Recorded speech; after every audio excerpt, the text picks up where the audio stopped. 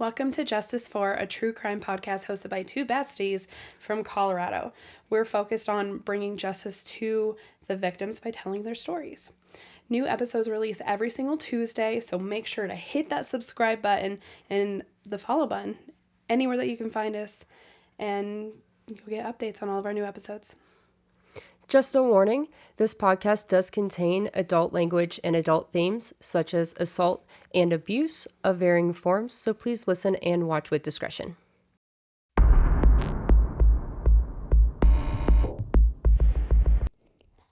When you think of a small town, you think of a close-knit community that would do anything for each other. I have only ever seen a small town in the movies. That's apparent. I know. Like, even when I lived in Indiana, it wasn't a small town, but whatever. And in the movies, everything seems like sunshine and rainbows in this small town. Everyone's wonderful and loves each other until a stranger comes in and starts fucking shit up. Yeah. Small towns. In the movies, babe. Oh, yeah, in the movies. Okay. Say. I was like, small towns equal lots of drama, but yeah.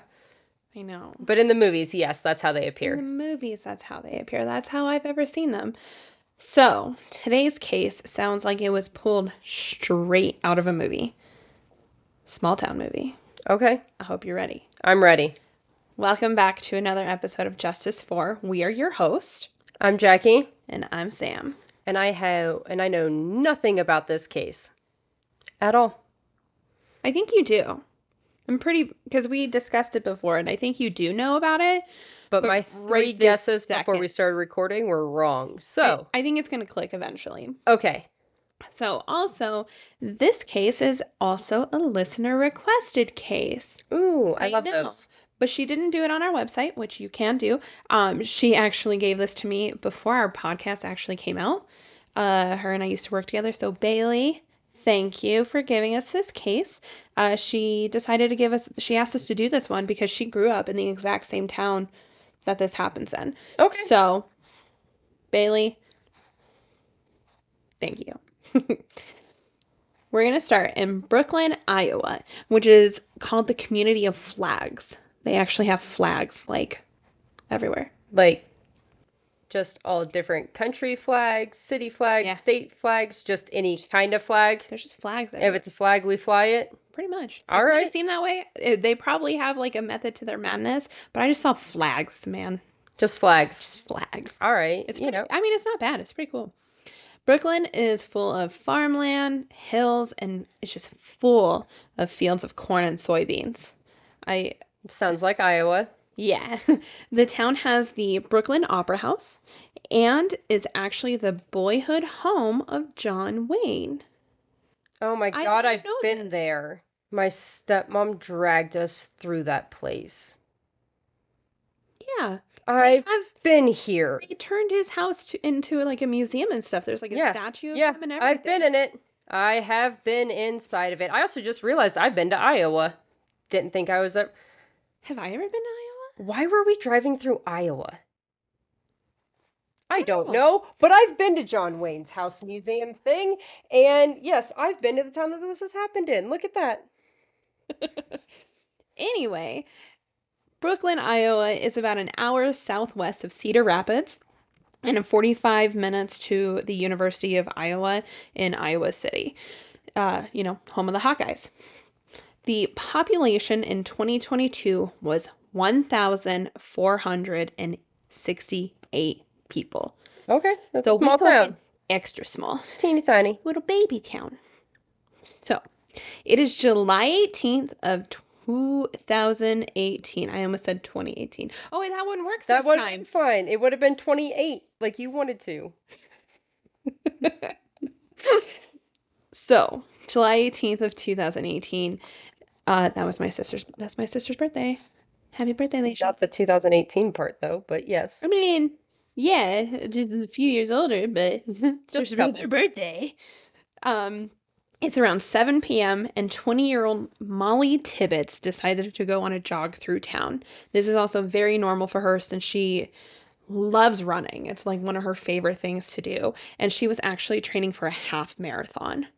Mollie was born in San Francisco on May 8th of 1998 to Robert and Laura. She also has two brothers, Jake and Scott. Jake is older and Scott is younger. Okay. Her parents divorced when she was little, and her dad actually stayed out in San Francisco, but her mom moved to Iowa. And so, of course, she goes with mom, and that's where she ended up. She went to all the schools in Iowa, high school. Basically Now grew up in college. Iowa. Absolutely. Mollie also worked at a daycare during the summer. She loved children. Okay. Yeah. She was a junior at University of Iowa and was studying child psychology. Okay. Yeah. So she's very much about the early child development Yeah. and the younger kids. Yeah, That's awesome. absolutely. She also had a boyfriend named Dalton Jack. Mollie and Dalton met in high school and they just like fell in love very quickly. At the time, she was actually living with Dalton at his brother's house, of course, with his brother, obviously, and his brother's fiance. Mollie would go on a jog every single night around town, and people around the town said that she was super friendly. She would always wave at them every time she would see them, like as she's jogging by. Small town. Yeah. Which is kind of helpful because, you run by the same people, they recognize you, they kind of start to notice your pattern. Yeah. And like we have this one guy, he walks on the street by our house, and there was 3 weeks I did not see him. And a couple days later, a post on Next Door Neighbor popped up from his family saying he's fine, he's been sick, that's why he hasn't been out walking, just wanted to let everybody know. Because everybody was starting to notice, because he always waved as you drove by no matter what. So, yes, when it makes it a little bit easier, you That's sweet. make those connections. Yeah. Well, on this specific night, just before she left for her run, she texted her mother to see if she was making dinner. She would usually go over to her mom's house on her run to eat with her. Oh, that's nice. Yeah. This, unfortunately, was the very last text message that Mollie would ever send. Also, I'm pretty sure that's the only reason that you would get me to run is if I was running to like a home cooked meal. I 1000%. I was sitting over here like, why do people run? But don't that's run, worth it. but a bitch would walk real fast. You know? For those of you listening, we both just did like a power walking motion really quick. So, the morning of July 19th, Dalton texted Mollie, "Good morning, beautiful." And when she didn't reply, he didn't think much of it. He knew she had to work, and they weren't that like type of couple that needed constant contact, Yeah. thankfully. He then received a message from one of her friends at work saying that she didn't make it in and was wondering if he knew where she was. That's when he actually started to worry Okay. and called her mother. He did also try reaching out to other friends just in case, but no one had heard from her.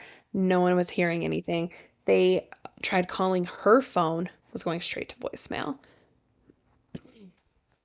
So, because no one had heard from her or seen her, they called the police. And Mollie was then reported as a missing person. From there, search parties formed and an investigation began to try to find Mollie. Local searches started, but after about a week of finding nothing, the FBI was finally called in to try to help. So she went to her mom's that night on her run to eat, or she just went out for a run that night and just never came home? Went out for a run, never came home. Okay. Special Agent Trent Villetta, Villetta came to help. He said that there was at least 1/3 of the town ready to help in any way that they possibly could. People brought ATVs, boats, drones, everything they could to try to track her down. They, of course, were also going door to door and handing out flyers. Her father, Robert, also ended up coming to town to help with searches as well. And this is what he told reporters at this time. Quote, "It's totally speculation on my part, but I think that Mollie is with someone she knows that is in over their head, that there was some kind of misunderstanding about the nature of their relationship. If someone out there is holding Mollie and they're in over their head and they've made a horrible mistake, you can end it now before it goes any further."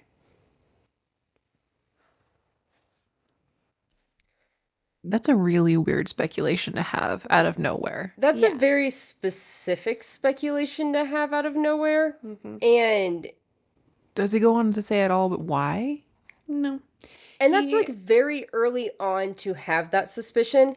And like if he would have just said that like somebody is in over their head and has her, like that's a pretty generic, like honest response. You remember Lonnie Tyler's dad had that reaction as well. But to add the a relationship gone wrong or that part a is relationship that, They misunderstood. yeah, the misunderstanding of the nature of their relationship. that part right there It is just like sticks out a little. it's Right? very oddly worded and said. Like Mm-hmm. because he doesn't So- call out Dalton. He Correct. just says a relationship, Yes. not what kind. Do remember though that Robert lives in San Francisco and Molly grew up in Iowa. So I don't know how often they see each other and how like Was involved Molly, in her life he may was be. Molly his stepfather? Not that I read anywhere. She has Okay. a stepmother, but I didn't read anything about a stepfather. Because you know how like sometimes exes and just like wanting to Yeah. point the finger at the new spouse, anything, you know, and this could be Mom- his little Mom, Laura did have a different last name, but I don't know if it was a married name or like going back to her maiden name. Yeah. So I didn't Especially get that because, like, information. A lot of moms will keep the married name until the kids are out of school because it's a lot easier to paperwork and all of that stuff. Gosh. Like my sister, Yeah. she still has her ex-husband's name because it's easier with her son. Yeah. So she could have not changed it back until after Molly graduated. Mm-hmm. Maybe. And that's why it's a little bit harder. I mean, but I that's just kept my such a- married name it makes me feel, I know you did. out of bite mostly. Well, yeah, 'cause that was fun. And also, Because that's fun. yeah, and also, you have so much shit to do to change your name. Bruh. You do. Fuck that. Like, I didn't even change my name on my cosmetology license when I got married because I didn't want to go No. through all the hassle of it No. at all. If you're currently in the process of changing your name, I feel your pain. It's horrible. I feel it because I'm still doing it, and I've been married for almost a year. You have. It's bad. But no, so that's just, It's it weird. makes me feel better that he doesn't live in the same state, so like he can't be talking about himself. Yeah. But it's still very weird. Yeah. Moving on. It's a weird statement. We'll just put that out there. But he is very adamant that she is with someone she knows. Is there any evidence so far that supports that, or just we just can't find her? They just can't find her. We'll get into this. Let's keep I was about to say, moving. I know that Let's you have keep going. information on I have a on the lot. I route have that a lot she more. took and all the other stuff, so I'm not even gonna ask. I already know. The story had been so widely spread at this point that it actually reached the White House. Oh shit! The vice president at the time was Mike Pence. Because we're in 2018, right? Yes, we are. So, Mike Pence actually reached out to Robert to give him his thoughts and prayers, kind of like a dad to dad type thing. But Pence is conservative, and Robert was very liberal. Oh, I remember this part. Yeah. No, I remember this. Like, I remember seeing an article about this. Okay, continue. Yeah. But like, Mike Pence did also, before he even reached out to them, asked the police and everything, like, is it okay if I reach out to them? And they said, yeah, it's fine. Like, I think it's okay. And it was really nice of him to do that in that time. So, but of course, the police turned their sights on Dalton. Because, statistically, It's always it's always the significant other. Always. Not always, but most of the time. It's very rare not to be the significant other, Yes. especially when there's no evidence. Yes. Anywho, Dalton was quickly ruled out, though, as a suspect, since he was actually working about 100 miles away in a completely different city, and his coworkers confirmed that he was there. Like, he wasn't raising any red flags for me anyway. Like, even... No. I know that we try to keep it pretty neutral and not, like, put the arrows on them as soon as we mention them in these episodes. We've gotten better at not. We really have. I mean, we started out pretty strong hating on him, but, like, we've gotten a lot better, but he didn't... he answered everybody's question. He was quick with the text messages. He has been upfront so far. So I also didn't put it in here, but right before she left for her run as well, before the text message to her mom, she was like Snapchatting him. So he did have yeah. like a picture of her and whatnot. So yeah.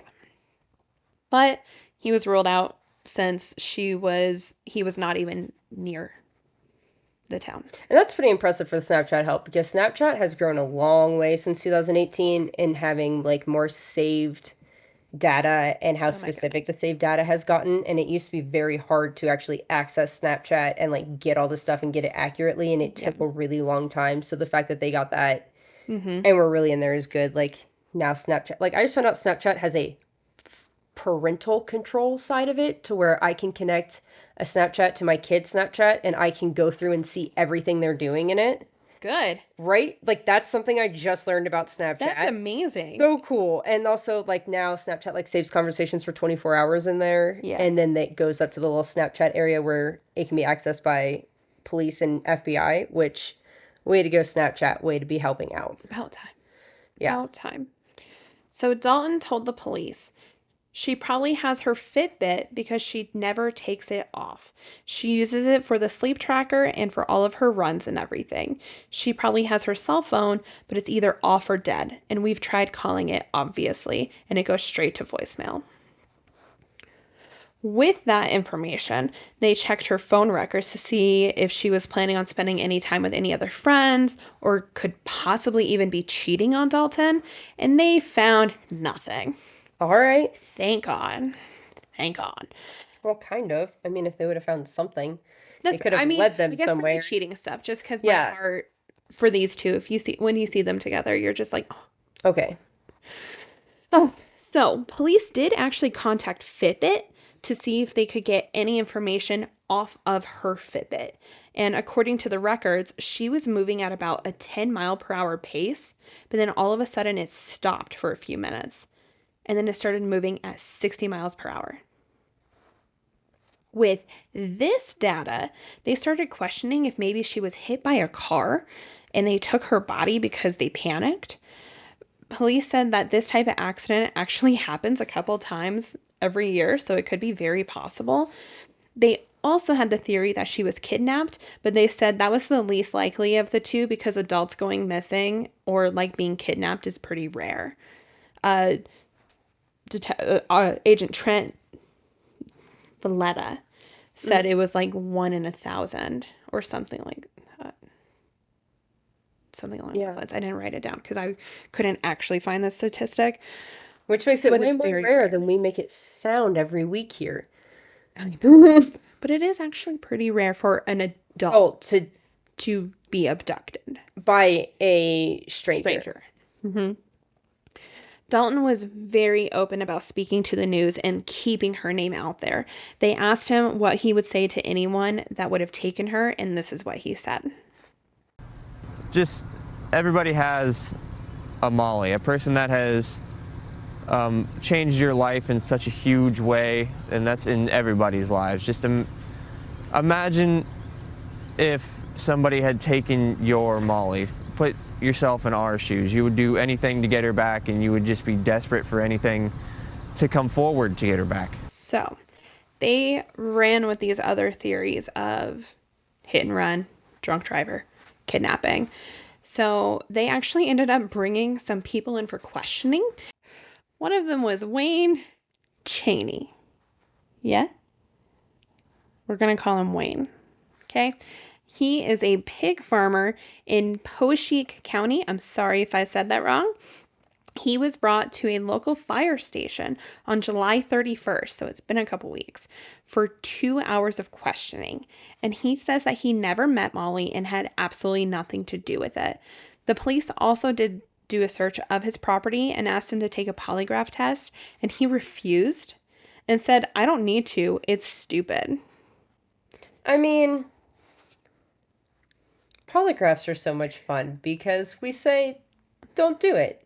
Why would you ever do one? It's not admissible in court. Don't do it. But at the same time, if you don't do it, why didn't you do it? What are you hiding?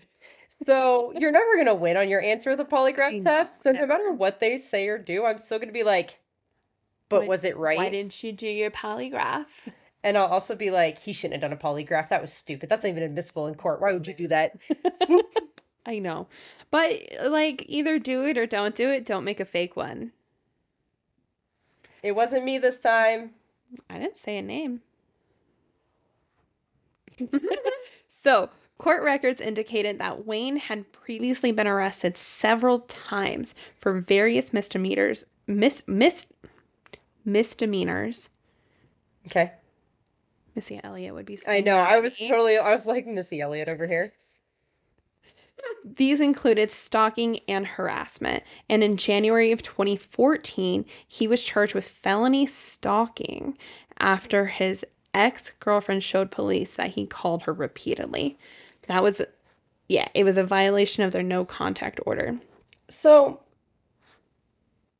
Really all quick, of that- really quick. He did plead guilty and got probation for it. But go on. so him alone making all those statements and refusing his polygraph, like that's fine. I'm not gonna really be too worried about that. But the fact that he's a pig farmer, that I part know. makes it so much worse. No. And for those of you who don't know what I mean by that, the only parts of a human body that a pig will not eat is hair and teeth. Everything else they will eat. So, There's been so anytime many pig cases. farmers are involved, I'm sketch. Same. There's been so many cases that have happened that, like, the two moms that went missing in Kansas, Mm-hmm. you and I instantly messaged each other and they're like, did they check the pig farm? Yeah, that's where me and my sister too. We were just talking about that the other day. We're all, what about the pig farm? I know. It's my favorite episode of Criminal Minds. The pig farm one. It's my favorite. You're fucked. I am so fucked. Anyway, the police did say that he was, I'm so sorry, that he was not a suspect and they had nothing to hold him. So they had to let him go. Which is fine. You can be a shit human being and a horrible person, but you aren't involved in everything that's going on. Yeah. Many people in the town did come forward and told police, like, where she usually runs. Mhm. And they did everything they could to make a map of the route that Molly usually ran. Okay. They compared that to the pacing data on her Fitbit to see if they could determine where she was running and find out where it was to see if they can find where something happened. And we're also 2018, so there should be, even in a small town, cameras somewhere along this route, or at least enough people who, since she was waving and saying hi to them, I could see how they can really make a decent, realistic timeline. Put a pin in that. Okay. For a minute, okay? So, Agent Violetta said that they had FBI agents actually running her route. Routes? Route? Running her routes at the speed she was going to try to get locations and find any evidence. So, listen, obviously, we've already gone over the fact that I don't run, and you don't run. Absolutely not. Is 10 miles an hour a normal speed for people who, like, run half marathons and shit? Is that normal? It's a 6-minute mile pace. It's good. It's a What did you really just good pace. It's a 6-minute mile pace. So, like, you're telling me that these people could very run good pace. 10 miles in 1 hour if they kept that pace for one whole hour? Yeah, Math. But you can't. You could. Could you? people can. Extreme cases. I was going to comment, like, a 10-mile-an-hour pace. 10 mile per hour. It's a really strong pace, and it's impressive. Yeah. Okay, I was just curious because obviously, like, they didn't find a problem with the whole 10-mile-an-hour thing, and I just wasn't sure what a normal running pace was for people who do marathons. But that's crazy. That's not a marathon pace. I don't think. I don't know. I don't know. It's probably But for some people. possible for her to keep that up until it stopped and then... How long did they say she was going for 10 mile an hour? They didn't say. Oh, okay. They just said it was most... I have a timeline here. Okay. So we'll get to this. We'll get to this in a second. Okay, but that is possible. So I was just curious. That's Yes. terrifying. Also, like, you running people, have y'all heard of, like, margaritas and a girls' night? I feel like it does the same amount of endorphins and stuff for your mental health. I've heard about margaritas and queso. and burritos. I have two. Oh my gosh. Okay, we're moving on. So, It's also Taco Tuesday. So get you some tacos and a margarita. It's Tuesday. Continue. I'm sorry. you're okay. They made sure to collect any video surveillance. Ooh, look at me go. Yeah. Shh, shh, shh. I didn't turn my phone on Do Not Disturb. I'm so sorry. I failed. It was me this time. It wasn't you. I know. I even left my watch at home so that Siri wouldn't ask us questions. Proud. They made sure to collect any video evidence from these paths as well, but when they viewed them, they didn't see anything. Like at all? Yeah. Like, just keep it in your head. Keep it in your head for a second. He also stated that they were flying UAVs, which is unmanned aerial devices, around corn and soybean fields trying to spot her. so drones? They actually look like mini planes instead of drones. Ew. Yeah. Okay. Like the FBI is the one that donated them. Like it came from their headquarters. Oh, that's awesome. Yeah. Okay. Yeah. But all of these searches, unfortunately, didn't help. They didn't find Molly, and they had no leads on where she could be. Weeks went by, and they were getting multiple tips every single day, but they were mostly from psychics. Okay. So that wasn't really panning out too well for them. And they were kind of at a standstill at that point. Molly's family held a press conference and offered $127,000 for any information that may lead to finding Molly. And here's actually a quick clip from that press conference. We believe that Molly is still alive, and if someone has abducted her, we are pleading with you to please release her. The police have remained tight-lipped about the investigation, and the family says they understand why. They are not sharing information with us because they don't need to share information with someone who might be implicated in this. So,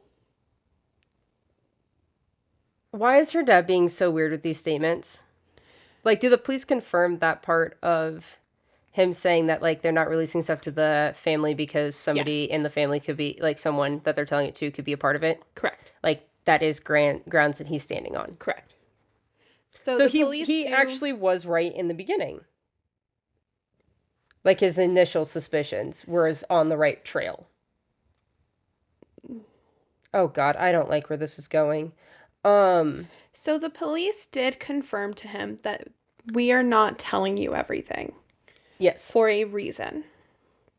That's what they confirmed. Oh, and so he's just rolling on his original train of thought. Mm-hmm. Well, also, Mom said she's probably with someone she knows. So they're probably just like feeding off of each other with that situation. I mean, it's so interesting because we're a couple weeks out. Mm-hmm. And by this point, most families, like, are holding out hope, but they know that it's a body recovery at this point. Yeah. Rarely do these families are still expecting to find them with, like, no activity or any trace or any sign of them. Usually there's a sign or a sighting or something that is why these families are keeping up hope that they're still alive. Yeah. Yep. But her family is very adamant that she's still alive. Yeah. I don't know if that's just delusional hope or if that's factual based hope. Sometimes we love families that are Delulu. Oh, I would be Delulu. Same. Because Delulu sounds way better than thinking not. about... Knowing me. So, it's a lot easier for us to not be Delulu when it's somebody else, but when it comes to your own family member, that's totally fair. You can know deep down what the statistics and what the probability is, but because if it was my kid or my sister, I wouldn't be able to actually believe that, and I would be very delusional for a moment. That's totally valid. We're still so early on that being delusional is something that's happening because you don't want to think about that. And there's literally no evidence. And that's what makes it harder. Yeah. So I kind of get the Delulu part of it because there's literally nothing. She is currently just vanished. But that is also what causes some of those families to be like, they're dead. Yeah. So. Yeah. So. That's a very interesting press conference. Yeah. Yeah. If you watch the YouTube video of it, you can also see Dalton and her brothers in the background as well. So, whole family thing was happening. The reward was eventually increased to almost $400,000 and is considered to be one of the largest rewards the state of Iowa had ever seen. But it didn't help. There were no new leads, no credible tips coming in. Police weren't sure what to do. So they decided to take a step back and go back over any evidence they did have. So they decided to go back and rewatch and review the security footage again. And in the very top corner of a screen at someone's residential home, there was the quickest flash of a person. And they zoomed in, they tried to enhance it, and you can see that it was a person and they were moving pretty quick. Here's that clip. I had to watch that multiple times just because it's so fast and so difficult to see unless you like know what you're looking for. Yeah, it's like a flicker on the camera. I mean, obviously she can run 10 miles an hour because that was fast as fuck, boy. Yeah. Yeah, I'm not surprised they missed that the first time because honestly, you're looking on the road and, now we're looking at background stuff and that's when you see her. But there's also a little cat in the bottom that starts to move afterwards. So, I wouldn't be surprised if somebody watching that got distracted by the cat. Me. So what you just saw was also the zoomed in footage. The actual footage you're going to see here in a minute so you can see other things that happen in it. It is the smallest corner in the top left corner.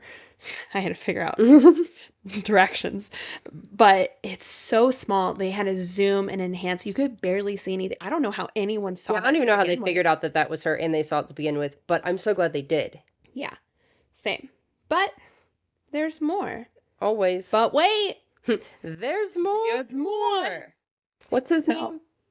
Matthew Lillard? Oh, that's not where I was going. I was going with... No. It's Billy Mays. Billy Mays! But wait, there's more! May he rest in peace. Yes. R.I.P. So in the same footage, you can actually see a black Chevy Malibu driving up the road the opposite way that she was just running.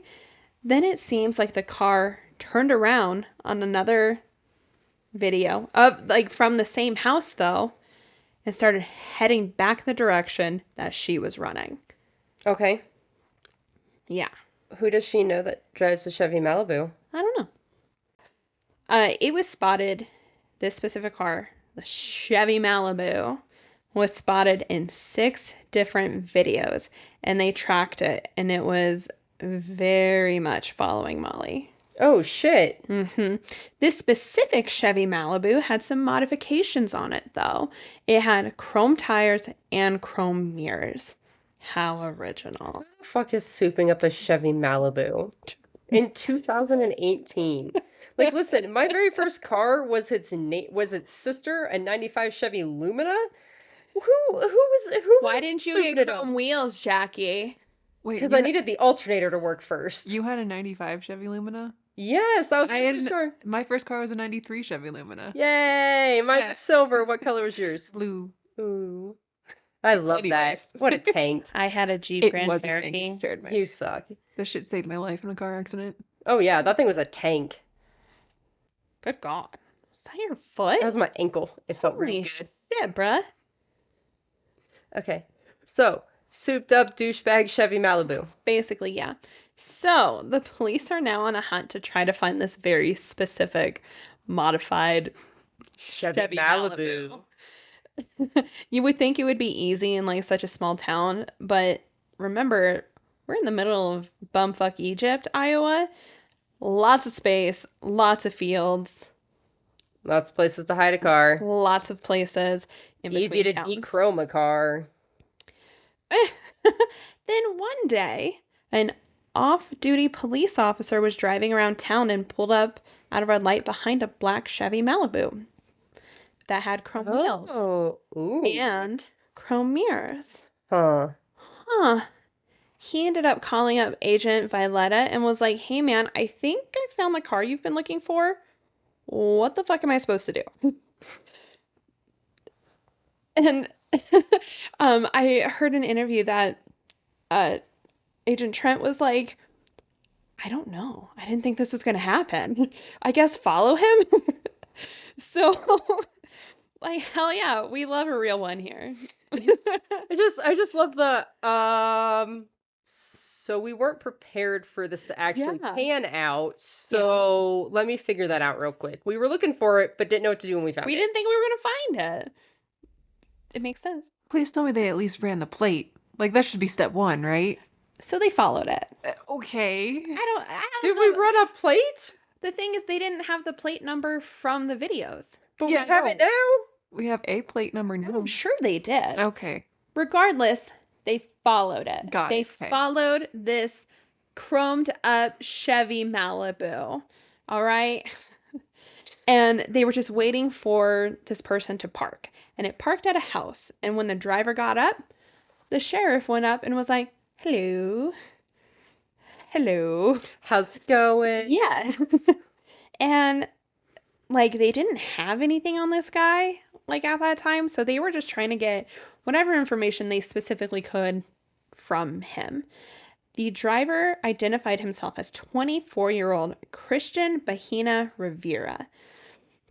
He did not speak much English, but he let the sheriff take pictures of his ID and his car and pictures of him standing next to his car. Like it was a photo shoot. He also let him know, Christian let him know, the police officer know where he worked, but then he kind of just like let him go about, like the sheriff was just like, okay, bye, thank you so much for your information. They basically did it as like trying to canvas. They were pretending to like canvas the area and Okay. like get information. Did not like let him know that they're like really looking at him, but didn't they already have that this was the car they were looking for? Did they put that out to the public, or is that just did kept in like not the put police that out to department? the Okay, public. so like just the police department knew they were looking for this car. Mhm, Okay, mhm. okay. So they were, still trying to get some information on him and found that because he told him where he worked at a farm in the same county, and he was actually living in the U.S. illegally. Is it clicking yet? Yeah, but the farm. Yes. So the police did set up a search of the farm that he worked on without making him like suspicious at all. What kind of farm? I don't know. Like, are we talking agriculture? We talking pig? We talking... It was not a pig farm. I would have sure shit told you that. I'm assuming it was probably just a normal farm, like an agriculture farm, since it's July, August. That's when your corn is usually at its highest. Soybeans are at their fullest. So they're probably preparing for that. Yeah. So while they're at the farm, checking everything out, they were also starting to question some of the workers that were there. And then they finally got to Christian to question him. And of course, it was just simple like, oh, who are you? Oh, yeah, we've talked before, huh? Oh, this is where you work. That's crazy. What a coincidence. Yeah. You here. Eventually, the police asked Christian if he would mind if they searched his car. Okay. And he said, of course, no problem, please. So they took his car to go search it.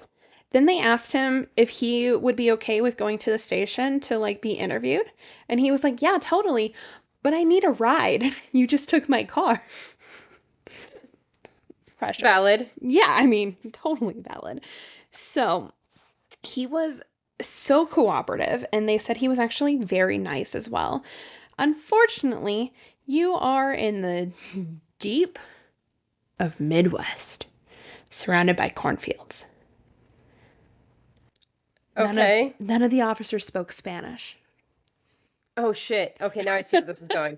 I was like, we've established that we are in a cornfield in Iowa. Yeah. Question. Yeah. So, never mind. Okay, so because no one in this town spoke Spanish, they had to call in an officer from Iowa City, which is where the University of Iowa's at. And she was a new officer still in training, so rookie. And she had never had any experience in homicide. Her name is Pamela. It's Okay. spelled like Pamela, but it's Pamela. Okay. So she sat down with Christian and she started speaking to him about his hometown in Mexico, and they kind of bonded over it because she also had family there. Okay. Christian was starting to finally like open up more and just seem super relaxed at this time. Like, it makes sense. You have someone speaking his native language, knowing about his hometown. Why wouldn't you be more chill? He seems really, really, really chill for what's happening, even if there is a language barrier. Yeah. Like, he doesn't seem like somebody who committed a crime in that car Yeah. and is now getting questioned by police, as So, in the same way that most illegals would be Yes. fearing if the police were having contact with them, knowing that they're illegal. Yeah. He seems very, very calm. yeah, absolutely. So then she finally started talking to him about Molly and was asking her, like, do you know anything about her? Anything like that. And he said he's never heard of Molly, didn't know anything about a missing person or a jogger that's gone missing recently. So they decided to play the evidence card on him. They pull a picture of his car, put it in front of him, boop, and they're like, isn't this your car? And he's like, yeah, that's my car. Then she pointed to Molly because she was in that photo as well and was like, well, this is her next to your car. Are you sure you don't remember seeing her? And he goes, oh, yeah, I remember her now. I thought she was hot. I remember her jogging and I wanted to get another look at her, so I turned around and followed her.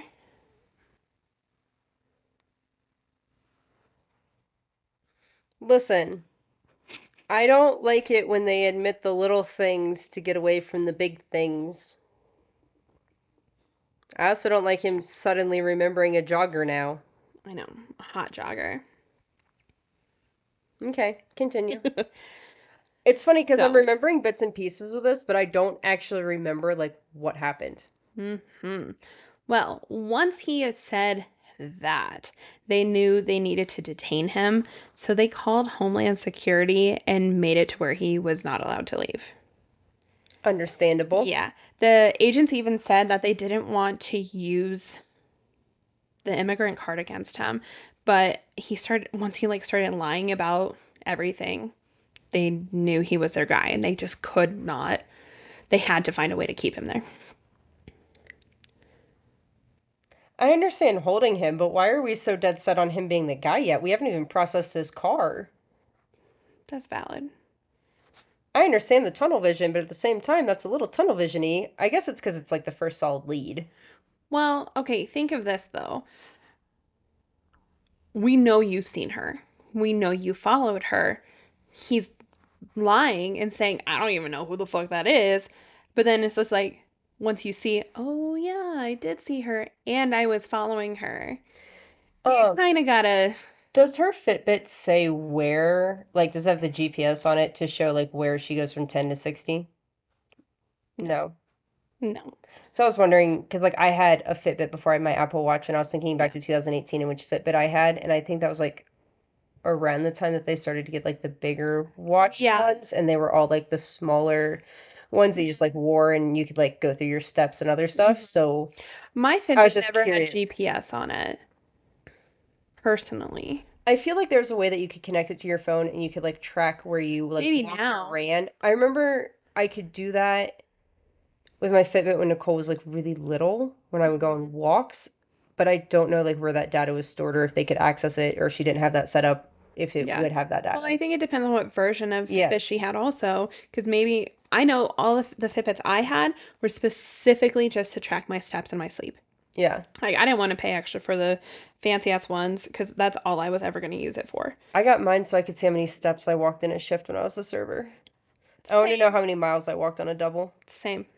So yeah, so that's why I can't remember if it had I GPS and showed where I walked. Like I'm trying to remember if it showed like where I would go and walks out in the neighborhood with Nicole or not. I don't think it did. If you guys know the answer to this question, please let us know. Really quick though, I remember I worked a double on Valentine's Day at Crave once. And at the end of the night, I had my Fitbit on. And at the end of the night, I had like over 30,000 steps. Shit was wild. I also, it was like a week later, the non-slip shoes that I had a hole in the bottom of it because I worked so much that I like, Yes. It was always entertaining to have crazy. holes in the bottom of your shoes. yeah. So at this point, he's lying to them. He's not telling them any information. So Agent Violetta tried to do the whole good cop, bad cop routine on him, which just, for some reason to me, is so funny. Like, I just don't know, like, exactly how that gets some people. But then again, like, I've never been in that situation. Yeah, No. I had to think about that. Like, have I? No, I No. have not. So I mean, maybe it works. I Maybe mean, I it can doesn't. see how it would work to just be like, I don't know, your personality is going to play to one or the other one. They just have to figure out which one it's going to play to. That's totally fair. But I'm also that kind of I match energies really hard with people, and I have a fucking mouth on me and an attitude, so like I would probably just go to jail immediately. I've cursed this most of my adult life. I was raised with too much respect, and I hate it sometimes. That would be like one of the worst situations for me to be in. Even if I was completely, totally innocent, I would be like, I'm in trouble. I'm gonna cry now. I have anxiety. I don't want to do this anymore. I didn't even do anything. It'd be horrible. So, the That's good how- cop, bad cop, I mean, That's if why you were false really mean to me at first, confessions yeah, are so like they happen. Like, if you're really mean to me at first, and then you start being nice to me, yeah. I'm probably start gonna be nice to you too because now you're being nice to me, and that's a lot better than when you were being mean to me, and now we'll probably talk about it. So yeah, no, I would not do good. That's fair. I mean, I I've also don't always have, been super respectful to police officers and whatnot, but like I don't know. I just have such a fucking no, attitude. let me, okay. Again, I'm the mean friend and I know it. I learned this when my daughter was little and she could just sit on the couch and look at me and she wouldn't say anything. And I'd be literally just, she would be in trouble and she'd just sit there and look at me and say nothing. I couldn't do that when I was a kid. I was too scared to not respond to my parents. So like, and I was, it was a lack of respect. So like, I wouldn't be able to just not respond to a cop. I wouldn't be able to not, like, I would have to. Yeah. You're such a people pleaser. I really am. It's a problem. A little bit. That's okay. I mean, maybe it's a good thing. To a point. I'm working on it. It's fair. It's fair. But somehow, good cop, bad cop worked on Christian. And he told them he would talk to them and tell them everything, but he would only talk to Officer Pamela. That's always when they know they have them. Yeah. Christian was questioned for 11 hours. And at one point, when he was alone in the room, he actually fell asleep. And I mean, like, same though. At what point in his questioning did his confession and like agreeance to only talk to Pamela happen? I don't know what point it did, but I think I'm assuming, so their questioning of him started in the evening and it went through the early morning hours. Okay. So, I mean, I'm not doubting his confession by any means. It's just always intriguing to understand once the questioning is like over 10 hours. yes. So I'm thinking it was towards the end.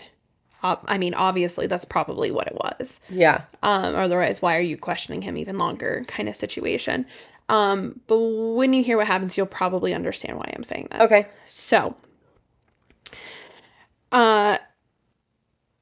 also him falling, they brought this up later of him falling asleep in the interrogation room. I feel like maybe they thought that it like showed the cops that he didn't care or like have empathy for the situation. I don't exactly know. That's just like my opinion, but like it is also like in the middle of the night, so like I get it. Yeah. But I don't know. So, after all of these hours, he finally confessed that he followed Mollie and that he was fighting with her on the side of the road. He then said that he blacked out, which happens to him frequently when he's angry. But the next thing he remembers was seeing her headphones in his front seat and there was blood in the car. And that's when he knew that she was in the trunk. Yeah. Okay, that's interesting. Yeah. At that point, he agreed to take them to her body. So at about 6 a.m.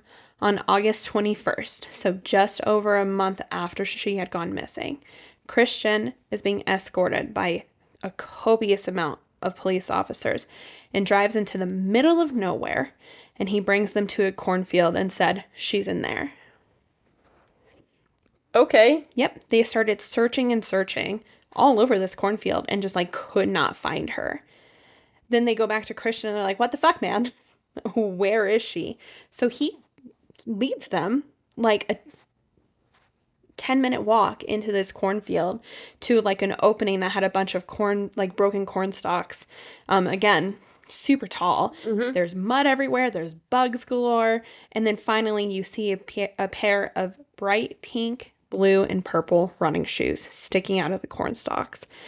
They had just found the deceased body of 20-year-old Mollie Tibbetts. It had been over a month since her body had been out there, so she was very decomposed. She was laying on the ground on her back with both of her hands near her head. Her left leg was stretched out straight, and the other one was like bent inward. She had on a bright pink sports bra that was pushed up around her neck, and her shorts and underwear were not on her, and they were found about 24 feet away from her body. Jesus Christ. She had been exposed to the elements for over a month, so they were not able to find any DNA on her body, but by the way they found her, they assumed that she had been sexually assaulted. The autopsy revealed that she had died of multiple sharp force injuries. She was stabbed a total of 12 times. To this day, her phone, Fitbit, and the knife have never been recovered. While they were standing with Christian when they found her as well, the agent said that he had a smile on his face while he was looking at her body. So the officers were like getting really mad at him because of how he was acting. So they removed him, arrested, and charged him for murder. I have a question. I have answers. Was there any note of his behavior when they took him out to the body being different or changing from what they had seen in the interrogation room? Not until he was standing next to her body. And then he changed. Okay. He was like doting over. I have a very weird thought. And I know it's a very, very rare case. But there's a few things in here that add up that potentially could point us that direction. And I know you have a lot more to give us. We have, he speaks Spanish. He is in Iowa. So he is obviously in a Spanish-speaking community that they have of workers, farm workers and stuff. So obviously they can all communicate and talk there. But him saying that he blacked out, and he does that when he gets angry, and him coming back to and seeing the headphones and the blood and knowing the body was in the trunk. That was really weird for me. And then how nice he is and cooperative and like seeing no problem with them looking at his vehicle and everything. Are you thinking BPD? I'm thinking DID. Because he blacks out when he gets angry. He had no problem with them searching the car and doing everything else. He was so chill, so fine. He was perfectly, they keep saying he is polite, he's cooperative, he's all this, but he changed when he was by the body and it pissed them off. But he wasn't pissing them off in any other time. And him saying, "I knew there was a body in the trunk." That shows me that he's blacked out, woken up and done this before. That's why he wasn't scared this time. Hear me out here though. That's just a thought. Like, that was just a thought I was having. Absolutely. I totally see what you're saying. Yeah. However, I'm thinking of more BPD status, like bipolar, or even borderline. Okay. For the sheer fact that, yes, he blacked out whenever that happened, knew she was in the trunk, proceeded to take her to this cornfield, get her off the road, up a hill. I'll show you the photos here in a second. And Which is assault her. I don't know. We don't know where the stabbing took place at either. So it could have been before. It could have been after. Like, but with the blood being in the car when he realized the headphones, like, I'm just wondering if, like, the version of him that the police were talking to and dealing with, and the version that told, like, I I came back too, and I saw that. That is where it made me think that he's done this before, so he wasn't freaked out, and so he knew what happened, and he's cleaned this mess up before, and he knew how to do it. But also his normal version of himself's a little fucked up too. Maybe. You know, or like it could have been switching back in whichever version, you know, because he was in there for 11 hours. Yeah. So, In the you know, middle like, of the night also. In the middle of the night, and like he fell asleep and then he woke back up. So you don't, I mean, I'm not saying that that's what it is, but to me, like, I wasn't hearing he's full of shit when you were going through that. I was hearing very distinct markers for stuff like that. The only thing he doesn't have is the big fear around it, but also that could be a language barrier. Yeah. Well, I can tell you right now, there was no mental health evaluations done. Okay. None. I'm just saying, like, that would be something easy to slip through because of the language barriers, because of I all totally of see what it. you're saying. Like, Absolutely. it's just a thought that I was having while you were going through that, and I want to see if you had that thought at all. Yeah, I totally understand what you're saying. Okay. So, the thing I did forget to mention was after he left her body, he broke corn stalks that were around her and placed it on top of her body. And, like, the only thing that you could see was her shoes and, like... Yeah. So definitely a sign of remorse. Covering it? Yeah. Or just not wanting to be Covering it. Covering is always a sign of remorse for putting them face down. You feel bad. You leave them out in the open. It's... I don't know if that was a feel bad thing. It's not a you feel bad. It's just a... I just think he didn't want her to be found. But that's me. Well, yes. So. This is really grim, but can I just say I'm so glad they found her before harvest. Oh. I know. I had that thought too. I really did. Because that... Ooh. They found her not far off from, what, a month maybe before they would start? It was just over a month. No, or I mean, from before when harvest, yeah. Yeah. That'd be awful. I swear there's a case where that's actually how they found a body. Look into it. I will. I swear that's one. That's gross. I'm almost positive it's not a Criminal Minds episode and it's actually a case. Look into it. I will. Okay. I'll let y'all know. So, everyone's like pretty set on the fact that he confessed. This is going to be easy, right? If it was easy, we wouldn't be sitting here. Right? No. Well, Pamela, when she first went to speak to him, she read him his Miranda rights, but she missed a line in it. Oh, shut the fuck up. Seriously. Do you know your Miranda rights? Do you know? Slap my ass and call me Channing Tatum because they always cut off after the first two sentences in Law and Order.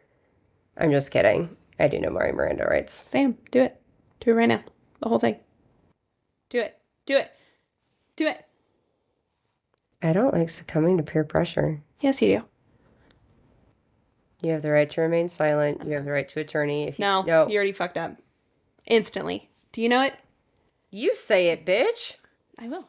Without looking at your iPad. I Is it all written out on your iPad that you've been staring at, though? I've been... You have the right to remain silent.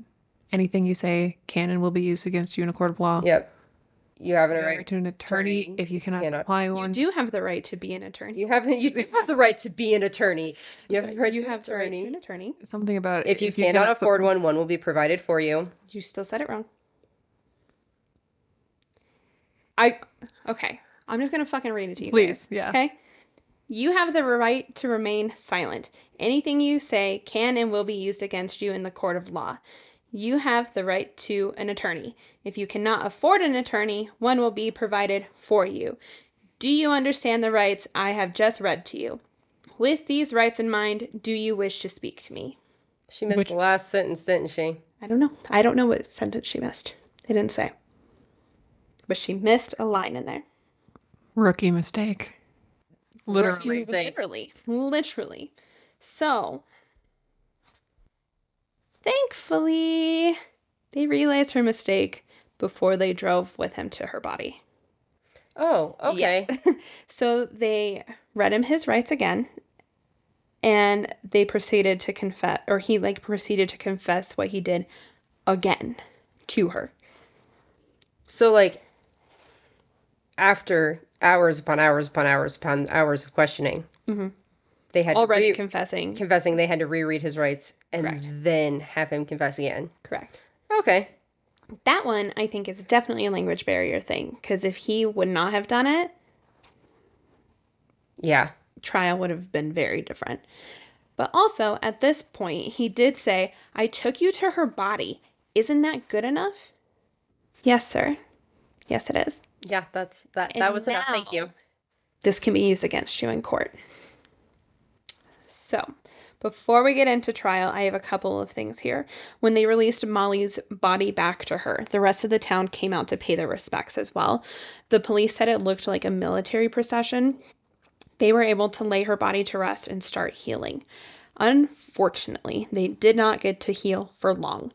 The news of her body being found and her being murdered by an illegal immigrant went national.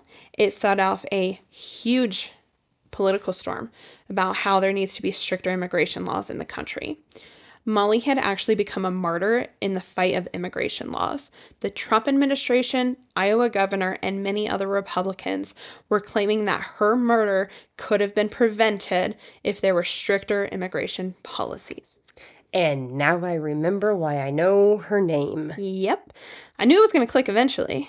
Yep. Mollie's father, Robert, had this to say about it. Quote, I encourage the debate on immigration. There is great merit in its reasonable outcome, but do not appropriate Mollie's soul in advancing views she believed to be profoundly racist. End quote. I don't understand why time and time again politicians or political party, whether it's mayor, governor, president, whatever, will use murders and tragedies like this for their, like, I get what they're trying to do, but the fact that it's allowed and they do it is just so for me. I making hate it. people martyrs because they can pull at heartstrings of people. And Mollie was a beautiful 20-year-old girl. Like, and there's always something about an attractive person who gets murdered that just like ropes people in. Gabby Petito. Lacey Peterson. I mean, just, yeah, Gabby Petito. There was multiple other ones that should have been national at the same time. National. But cute little white girl missing is going to take the headline every time, unfortunately. Absolutely. It's just, it's so sad that she got overshadowed by an entire immigration campaign. I just love that her family stuck up and was like, I understand what you're trying to do and we get it. Don't fucking use our daughter like that. I just feel like it shouldn't be allowed. Yeah. What can you do? What can you do? So, at this point, though, I can only imagine how the family was feeling, especially since Mike Pence reached out to them in like a genuine way just for it to be turned into something like this. Like, it's super heartbreaking no matter what side of the political spectrum you're on. Yeah. It fucking sucks to have your child be used like that. So, on to trial. Christian pled not guilty, and of course it was taken to trial. Kind of. Think about what time it was. Oh, are we COVID? COVID hit, and all jury trials were put on hold. So finally, May 17th, 2021. Okay. So just under 3 years, trial began. You can actually watch all of the trial on Law and Crime YouTube page if you would like to, but I'm just going to tell you about it really quick. It was 10 days of going through all of the evidence, which included all of the security footage, his confession. There was blood in the back of his Chevy Malibu, as well as the photos of Mollie's body when they found it. Family spoke, and so did Dalton.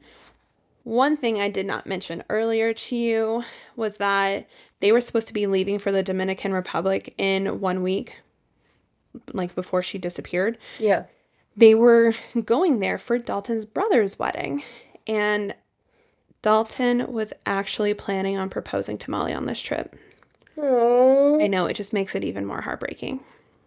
that's so sad. Yeah. So, the defense, of course, tried to say that there was a reasonable doubt that Christian had actually done this. They said that there was too many other suspects. Like fucking who? Dalton. They said that Dalton should have been a person of interest longer. And when they were questioning him, like when the defense was questioning him, he like couldn't keep his composure and kept forgetting details.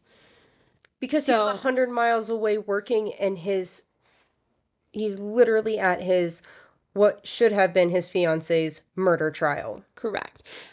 Also, to be fair, it had been 3 years, and the guy who literally killed your girlfriend you're about to propose to is sitting in front of you for the first time.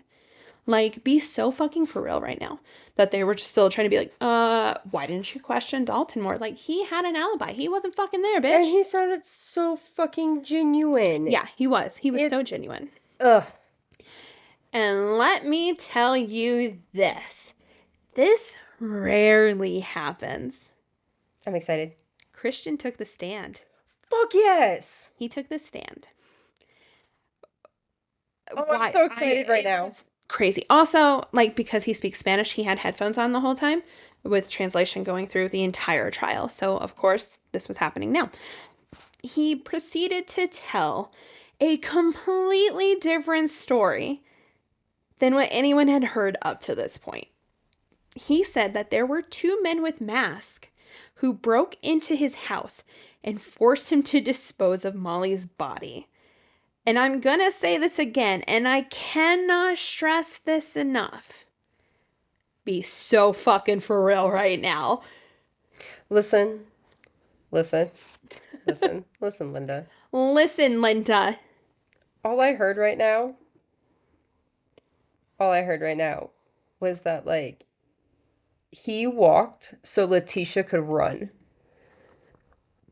Homeboy walked so she could run. And there's the name drop. Yeah, I at least didn't mention the name earlier. But, like, legitimately, that is exactly what would have happened if she got on the stand. And the fact that it's masked men in the house. Come on, bro. Yeah. So anyways, be so fucking for real right now. Be so fucking for real right fucking now. for real. The fact that the defense team allowed this to happen is just so fucking Did they know he was going to do that when he got up there? I mean, not Yes. that they... Oh, my God. Yes. That's why they were trying to play the card of, well, why didn't you look into more people? There was more suspects. It couldn't At this have point, been it just him. sounds like we're going after an appeal. Right? Whatever. So the jury left to deliberate, and they deliberated for 2 days, which surprised a few people that it actually took that long. But, like, I think they just really wanted to look over everything and, like, make sure they were making the right decision. Thankfully, the jury took his original confession. Thank God. The blood that was in the trunk of his car that was confirmed to be Mollie's blood, as well as her autopsy results, and they found him guilty. He was convicted of first-degree murder without the possibility of parole. Fuck yeah. Unfortunately, many people still use Mollie's case to argue immigration laws in the country. Some have even compared her case to others, including the murder of Laken Riley, which we will maybe one day do. It's very, very similar, though. Like, Lincoln Riley. Laken Riley. Why do I know that name? I don't know, because I just said it? No, I know that name. Okay, we'll look it up later. Regardless, it's just awful that her name is being used. It for is. things. It's not necessary, and you can find other ways Yeah. to make your stance come across. Some lawyers were also saying that they may think he may have been connected to Laken as well, and possibly a couple of other ones, but there's no evidence to actually prove it, so this is all speculation. So, Gotcha. I don't know. But the judge who sentenced Christian to life in prison said, quote, "He had forever changed the lives of those who loved Mollie." Mollie was loved by many people. This is what her family had to say about her. Quote, "Mollie loved life. Her passion for it radiated from those beautiful brown eyes and the smile that she was so quick to share with everyone she met. She excelled in writing and speech, where she shared her thoughts on some very difficult and complex subjects, mental health and self-esteem. Her talents were rewarded when she was invited to perform them 3 years at the Iowa State competition. From her first musical appearance, she was hooked on theater and enjoyed acting in the school plays. Mollie pushed herself in cross country and made running a part of her everyday life. Children are also something Mollie loved dearly. She began babysitting at an early age and worked the last 2 summers at the GRMC day camp, where the kids adored her ability to make them laugh and the way she made them feel love. She was attending the University of Iowa to become a child psychologist to be able to work with children dealing with mental health issues. Dance marathon, choir, and singing were the things she loved participating in, but what Mollie did best was making friends everywhere she went. It's just so unfortunate. Yes. So her family holds the Mollie Tibbetts Memorial Run every year. They also do Miles for Mollie, so people who cannot run can walk and still be a part of her memory, her memorial. That's awesome. You can find all of these events on Facebook. They have like event pages, all of it. Yeah. Her family also started the Mollie Tibbetts Memorial Fund to benefit child and adolescent psychiatry at the University of Iowa Stead Families Children's Hospital. That was a lot. Oh my gosh. That was a lot. The latest article that I could find states that the fund has surpassed 125,000, and they've been able to give scholarships in Mollie's name. That's awesome. So I am very, very happy to say that we did get justice for Mollie Tibbetts, but I truly hate that so many people lost such an amazing person. It's one of those ones where, yes, we did get justice because he's put away, but it's awful. It's so awful. She had such an incredible life ahead of her. Yeah. And she could have made so many waves in child psychiatry. And she was so passionate about that industry, and it's just so unfortunate that we didn't get to watch her. Absolutely. But that is the case I have for you today. Thank you again, Bailey, for suggesting it to us. Please follow us on everything. And subscribe and follow. It is free to subscribe on the platforms. So hit that little plus we sign. We don't make you guys pay for anything. No, we don't make you guys pay anything. Nor do we have ads because we're not those people yet. Yeah, we're not big enough for that yet. But yeah, so go ahead and hit that subscribe and the follow and the like, pretty please. And then leave a comment and reviews and all of that because we love reading them. Yes, we do. Yes. And it helps gain traction so that we can do more of this for you guys. Facebook, Instagram, TikTok, YouTube, Apple Podcasts, Spotify, iHeartRadio, other places I may not be thinking about. We're everywhere. We are everywhere. Go us. Go us. Look at us go. We're doing it. Yes. All right. But thank you guys again for being here. We love you. Please be safe. Stop killing people. See something, do something. All that jazz. Okay? We love you. Okay. Bye.